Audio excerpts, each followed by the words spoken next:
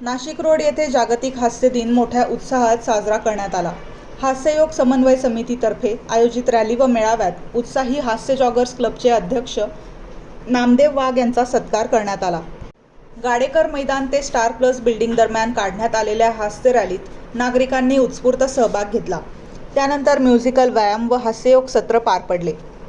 कार्यक्रमास डी धोंगडे, कैलास मुदलियार, जयश्री गायकवाड, जयंत जाचक, निर्मल भंडारी उपस्थित होते.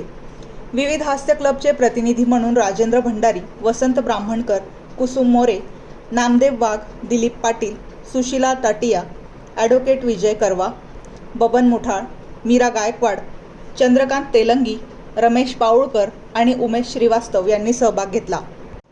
यावेळी समाजसेवक त्र्यंबक गायकवाड यांना जीवनगौरव पुरस्कार देण्यात आला.